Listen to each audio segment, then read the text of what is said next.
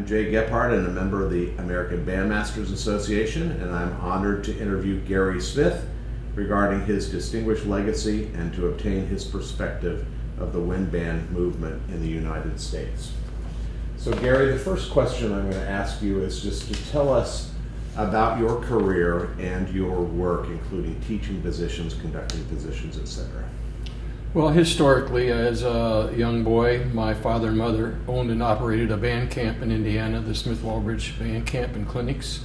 So that was my first exposure to some of the great musicians of the world who acted as guest conductors at our camp, and they became my inspiration as a young man. Of course, then I went on to major in music education at Butler and a master's degree at Ball State University. My first teaching job was Fort Wayne Northside High School. At that time, it was the largest band program in the state of Indiana, so it was a great honor to hold a position right out of college with a program that had already been built. Then I went on to St. Joseph College in Rensselaer, Indiana, which is a very small college of 1,000 students, and I was there for 4 years. From that position, I went to Indiana State University as Associate Director of Bands and Marching Band Director at Indiana State University for 4 years. And then that was followed by 23 years at the University of Illinois, where I served as Associate Director of Bands, Director of Athletic Bands, and a conductor of Symphonic Band 2. And so then I retired in 1999, and I've been retired since then and living in Naples, Florida, where I don't see my breath every day. And that's probably a good thing. So what do you consider to be some of your greatest musical accomplishments throughout your career? Well, naturally, growing up in an environment around some of the great legends of the time, they have an influence on you. I think my first inspiration came from hearing what would have been the first recording of Frederick Fennell, Eastman Wind Ensemble, British Band Classics, and that's what spurred my enthusiasm and energy and desire to be involved as a band director. Then, of course, I think we're all inspired by people who are models for us to follow. Nigel Hovey at Butler University was one of those major influences on my life. And but as far as my personal, I think the fact that I was able to get a top high school band program right out of college was a real a great moment for me, because I fully did not expect to get the job without a master's and without any teaching experience. And so that program, I think, was probably one of the greatest accomplishments for me, to inherit a program that was so well established. And of course, there's been many opportunities. We can go on and on about great moments, but I think one of the biggest ones for me was the honor and the experience of dealing with Harry Bejan as Associate Director of Bands. This man was a genius, and was a constant inspiration to me, and someone who I every day look forward to assimilating with him. And I think one of my greatest accomplishments was to learn and grow as a musician and a conductor through his mentorship and his exposure to the band program at the University of Illinois. But I think Harry Bejan was a monumental impact in my life. Yeah, I can imagine that would be the case. This is going off script a little bit, but talk a little. I think one of your major accomplishments is your contributions to the marching band world. Yeah. Talk a little bit about your marching band successes and your accomplishments in that area. Well, my father was a national champion baton twirler, and always wanted to be a band director. And but he couldn't afford to go to college. But then he became the drum major of the Seabees band during World War II, and became an expert in drill. And so his involvement as a young man teaching drill as a All-American judge with drum corps long before DCI and all those things. And so he basically taught high school bands and drum corps drills. And so he would take me as a young man to the drum corps contest. So the drum corps had a great influence on my experiences as a marching band director. And then I was also an arranger. And so in college, I literally put myself through school writing arrangements for a lot of the competitive high school bands and teaching drill. And of course, in those days, you couldn't get published arrangements of anything current. You either had to hire a arranger or do it yourself. And same thing with marching band. When I started teaching high school was before the influence of drum corps on marching bands. And so therefore I kind of feel like I had a little edge and a little bit of knowledge of more contemporary style marching back, before it became popular to incorporate drum corps idioms into the marching band. And so I think that somehow marching bands seemed like an easy thing to me, all related to being able to teach fundamentals. And back then, most high school band directors had very little training or knowledge about marching bands, other than being in one in their college. And so therefore, it became a situation where I was kind of a resource as a young man related to marching band idioms and so forth. And of course then, in the early 60s is when finally drum corps began to influence the concepts of style and philosophies of a marching band. So I was sort of in on the ground floor of all that. Some of it good, some of it not so good. And so that's, I think, the reason why the marching band scene was easy for me, because there was, first of all, very little available at the college level of preparing band directors to deal with a marching band. And so I wrote a book and I did several things what back then was considered a valuable resource, since the marching band training and so forth was not very prevalent at the university level. Yeah, and your book is still a resource to people. I can tell you that right now. If you could do it all over again, what would you do less of, more of, or differently? Well, that's a very good question. I think one of the main things was my work in the concert band.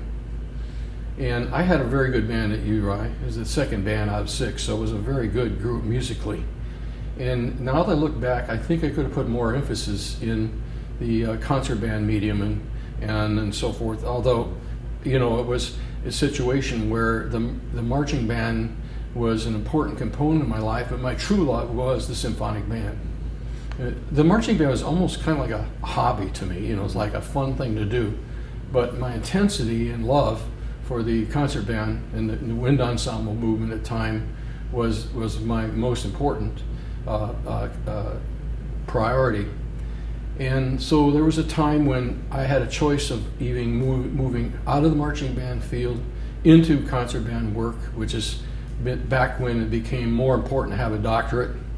And I was sort of right on the bubble where, a doctorate was sort of becoming a requirement.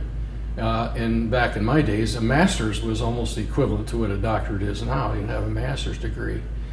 And so there was a period of time in there where I could have moved more into the director of bands position.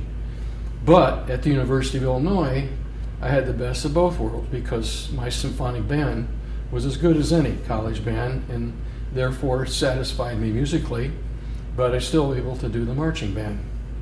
And the marching band was more physically and mentally stressful, but the concert band, symphonic band, was musically much more satisfying.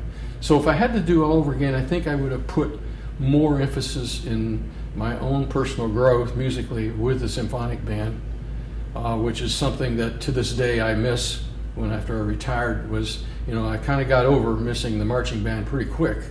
But the symphonic band was something that I really missed, and I wish I had spent more time and energy in developing that aspect of my musical experiences. Please talk about some of the significant changes you have seen in our profession during your career. Well, I know I'm going to step on some toes when I say this, but back in the 60s, again, the early 60s, when I first started teaching, was before the popularity of the drum corps with band people. And so what happened then was several things, some good, some not so good. One of the good things being is more emphasis on contemporary ideas and more emphasis on more specialized training and teaching fundamentals. And But to me, some of the negative things, in my opinion, was the overemphasis of competition, in which we began to demand more and more resources, bigger and bigger staff, bigger and bigger budgets, and pretty soon, in many schools, the emphasis shifted in importance to the marching band, in some cases even overruling everything other than the marching band.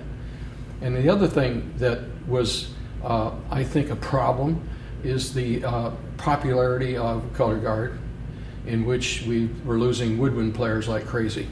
And when I first started teaching, all of us had big woodwind sections, 17, 18 B-flat clarinets, and oboes and bassoons, and a nice balance between woodwinds and brasses. But then with the popularity of the winter guard and color guard and so forth, a lot of those woodwind players, a lot of the directors thought we can get along without them in the marching band, so we'll put them in the color guard, and then they've lost interest in the bands, and our numbers in woodwinds diminished to this day. And so now I think we have so many high school and college bands which are brass heavy and not capable of playing transcriptions and things where you need larger woodwind sections. And so I think that was one of the things that transpired in our culture with the marching band, in my opinion, which I think was stressful. So now, in order to be a highly competitive marching band, you're talking about a large staff, customized arrangement, customized drills, and we're talking about huge budgets and so forth. And that makes it tough on the smaller schools that don't have those kind of resources, and the pressure is put on them to try to become, one of those high-powered competitive bands. And I see that at our camps, where I communicate with directors who feel that there's a lot of pressure put on them by parents and administrators to become, one of those high-powered competitive bands.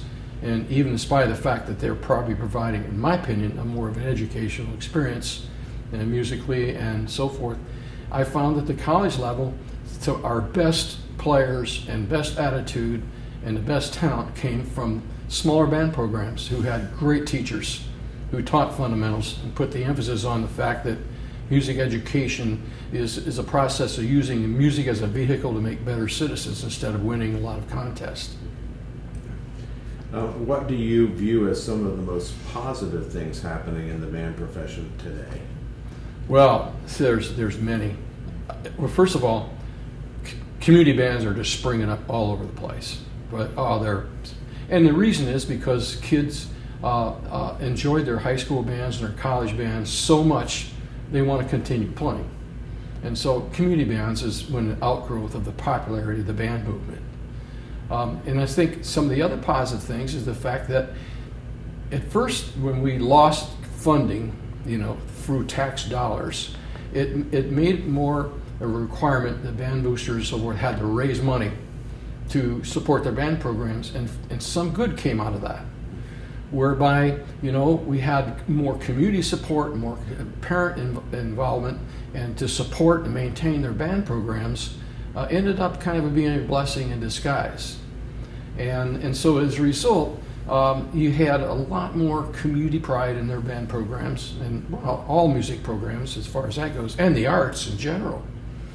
And a lot of the, like in Japan, Singapore, and so forth, back in the days when all this started, became very envious of our music programs. And of course now they've just gone crazy, and the music programs in some of the Oriental countries has just skyrocketed as a result of the influence of the American band movement. So that's a good thing, that I think the United States instrumental music program has been responsible for an increased popularity of the band movement internationally. And well, I'm sure there's others, that if I think about it more. Well, here's another one. The bands musically improved so much we began to attract great composers. That's a big thing. Now we have world-class composers writing, original band works, and that starting back in the early 1900s when all we had was marches. And then we got, Granger and Holst and people like that involved, and some of their friends coming along, Von Williams, and pretty soon more and more great composers writing original works for bands. And so I think that's another tremendous improvement and a wonderful thing that's happened to the band movement. Yeah, I agree. Please share some of your thoughts regarding the future of our band profession. Well, that's pretty hard to predict, because the bands are going in so many different directions now.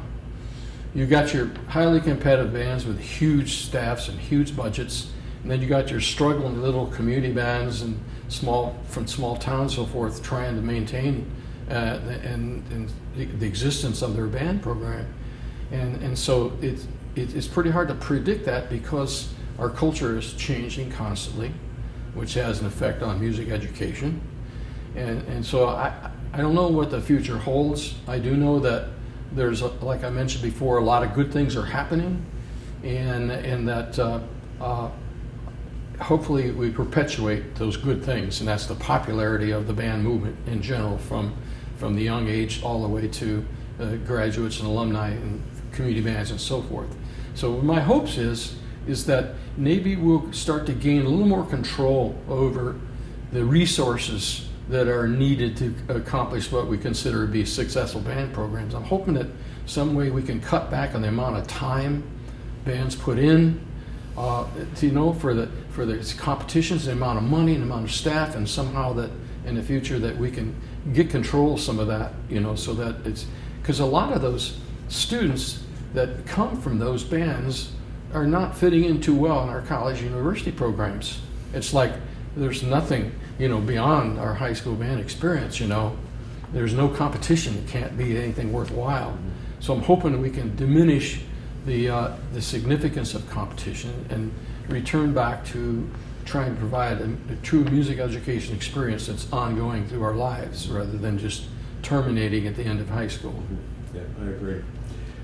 What are some things, this is a little bit of a redundant question, but are there things you would like to see changed in the band profession today? What are some of them? Well, one is the overemphasis of marching band, the amount of time.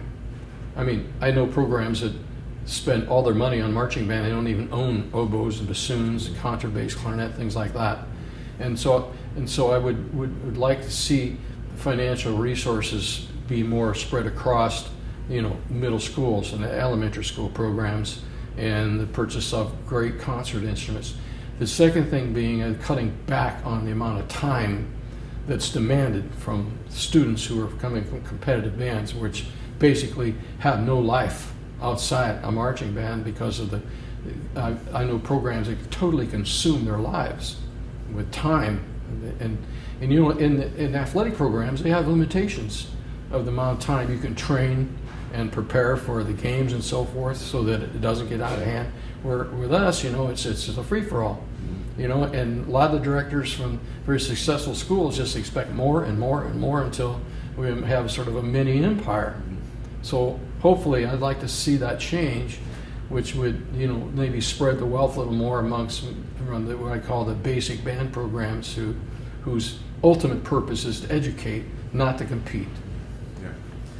Do you have advice or suggestions to the younger members of our profession as to how they can be successful, however that's defined? Well, I don't think that's anything that's really changed, because to me, I think it's important in networking with successful people and having role models and mentors. Because I've known people who developed great band programs and didn't go to a big name college, and I've known other people who went to big name college and didn't have successful programs. And so the most successful band directors are the ones who are influenced by people in which they're role models. And not that we want to imitate them or be like them, but be influenced by people who have succeeded in the profession and learn and benefit from the qualities that cause our mentors to succeed. For example, in my case, my role models were Fred Fennell, Bill Ravelli, John Painter, all those greats. And so I think the young people need to do the same thing. Look to the people who have achieved things you aspire to and be influenced by them. Not copy them or be like them, but to benefit from that resource and that knowledge. And there has to be a hunger of knowledge, going to workshops and clinics, reading books, joining or educational organization like CBDNA and NBA. And the more you're involved in your profession, the more wealth you accumulate, that'll help you in musical growth. And maturation is a lifetime process. It never stops. constantly find a way, better way to do things so you have more to offer your students. The better you make yourself, the more you have to offer your students. Okay. Who are some of the most significant people in your life and career? Well, some of them probably not even heard of. I'm thinking, for example, of Joe Smith, Middle Tennessee State. This is the man that I think really perfected the process of teaching fundamentals. And when I first started teaching in high school, I thought, well, with a marching band, if you start in the left foot and end with the right foot, how can it be any more clean? Until I realized that everything between those two things was significant, and the master was Joe Smith. And I think of A.R. Cassavant, who was light years ahead with drill, in his books, to this day are valuable. But I think of him in relationship to the marching band. But there were other people who basically were director of bands who were equally as effective with the marching band. John Painter, Bill Ravelli, and Jay Julian. I can go on, back in the days when the director of bands did both. And Frank Vincresciuto. I mean, these were people who were phenomenal musicians and conductors, but also were very outstanding marching band directors, and probably created some of the newest concept of marching techniques. And so those are the people that, to this day, I think were revolutionary in the historical development of the marching band. Because back in the 50s and 60s, the Big Ten bands were kind of in a league of their own. But now, that's transpired, the fact that we just have, all the conferences have great bands and so forth. But I think the Big Ten band directors back in the early 60s and late 50s were the ones who monumentally affected the total band movement, marching and concert equally. And some of those old-timers created new concepts that are used to this day, 8-5, right foot pivot system, and custom arrangements, precision drill. Contrary to public belief, Big Ten bands did not, there's no such thing as Big Ten style. People think Big Ten style is doing 3-picture formations and off the field, and that's not the case. I mean, Frank Vincresciuto was writing drill that to this day would be considered current. John Painter, and so they were way ahead of their times, and if you watch some of their drills they did 40, 50, 60, 70 years ago, it's still current. And so, I think that our historical maturation with the band movement goes way back to the legends and the heroes of those days. Who were some of your mentors and musical heroes during your early years? So you just talked about Nigel Hovey was just a great musician, conductor, and teacher. In fact, I went to Butler because of him. Of course, then he retires the year before I got there. But he conducted at my dad's band camp frequently, and he inspired me. First of all, he became the educational consultant director for Selmer Corporation eventually, and wrote some publications to this day are current. But he would lay his clarinet down on the stand, and when he wanted to illustrate how to play a phrase, he would pick it up, play it on his clarinet. He could transpose at sight, off a score, any part. And he would play it and shape the line and taper ends of phrases, and he would just, and maybe we call that rote teaching, but I call that role modeling. Mm-hmm. And I think that was the first biggest influence and mentor because of his superior musicianship. And of course, the other two being Fred Fennell, and of course, genius, and Harry Bejan, genius. And Bill Ravelli.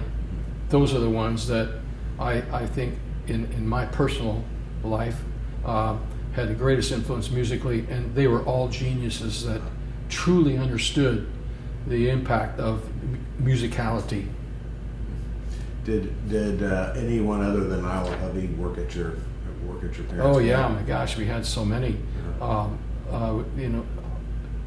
John Painter came several times. He was just an assistant when he came to our place. And I'm trying to think. I can't think of what's his name at Ohio State. He was the director of bands at Ohio State then. Can't think of his name. Yeah, that was before Paul Drosky, wasn't it? No, I'm talking about director of bands. Oh, okay, at Ohio State. Okay, I can't think of him, but he came several times. Mm-hmm. And of course, and I was just mesmerized by their, well, Harry Bijan, obviously, I left his name out. Yeah. But John Painter, this is when he was a young band. He was just the marching band director then. And then, of course, became director of bands later. But I was so impressed with how well he did with a concert band, even though I observed him with his marching band experience. He was the real deal in every respect. Yeah. He was the total package. Yeah. Don McGinnis, that's who I couldn't remember, Of course. from Ohio State. Right. Yeah. Yeah. Talk a little bit about why you chose music as a career or profession, and then who were some of those who influenced you to do so? My father always wanted to be a band director, and of course he couldn't afford to go to school. He was offered a scholarship at Notre Dame to be a drum major, and he couldn't afford to go. And so I think he worshipped the Big Ten bands, coming out of World War II. And I think his dream was for me to be a Big Ten band director, although he did try to push me in that direction, And so he just let nature take its course. And so I think being networking around these people who I admire so much, it was just a natural thing, that move in that direction, and something I never regretted. I had an opportunity. I was offered a position at Disney World, a nice administrative job. The same day I was offered the University of Illinois job, and I had to make a decision. And it became apparent to me that my true love of what I was doing would have been University of Illinois. Of course, it made my dad very happy when I did that.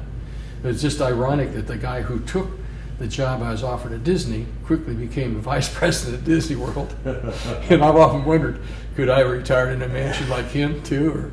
But we experienced wealth, in many different ways as teachers. Right.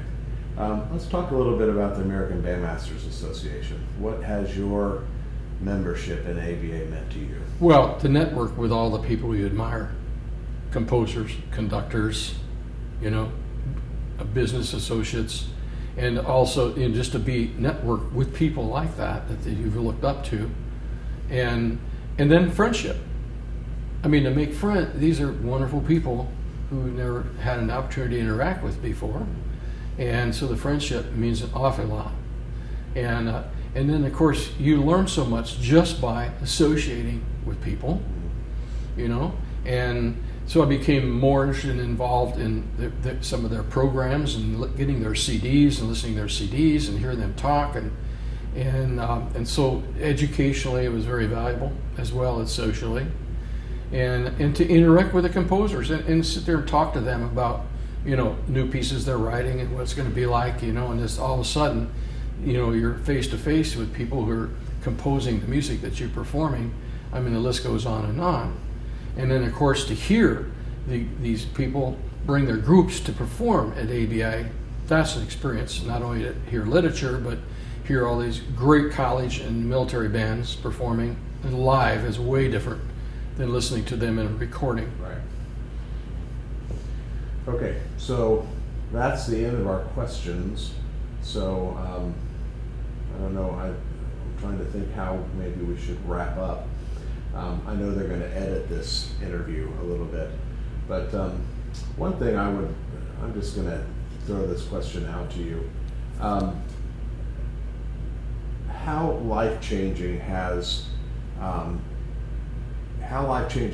been for you to be around all the students that you've taught throughout the years? Oh, it's amazing. I think the greatest reward we have as a teacher are our students. And when they're successful, and then you felt like you were part of their lives. And I think that's the big thing, that when you see one of your students go out and become extremely successful, and to feel that you had something to do with part of their development, and is probably the greatest reward there is in teaching.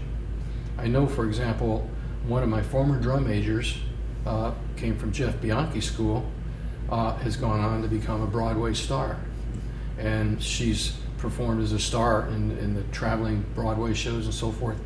And she came perform with my community band twice now and just brought the house down. I mean, we're talking about 5,000 people jumping up, screaming and yelling for her, and the pride I felt, you know, when that happened, just to be the fact that I was part of her youth and her life. And I think that's probably the greatest reward a teacher can have, is to feel that somehow you've had impact on quality of students' lives in one way.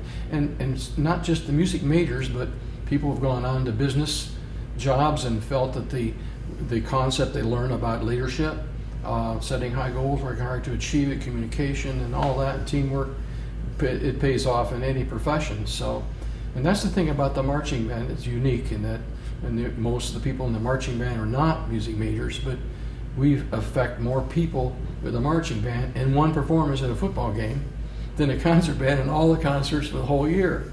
And so now we're having an effect on all professions, performing in front of thousands of people. It's a total different experience altogether. Yeah, I think that's a great way to wrap up. Okay. I think, off the record and not part of the interview, this is just me speaking, I think, that the marching band has a very unique place in influencing students across the board. Yeah.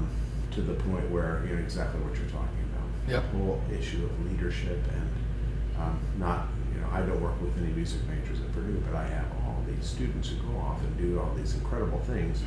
And they talk about how much their marching experience influenced them. So I think that's really important. I could have removed all the music majors from my band and it would have been just as good. Yeah. Exactly. Yeah. Yeah. Okay.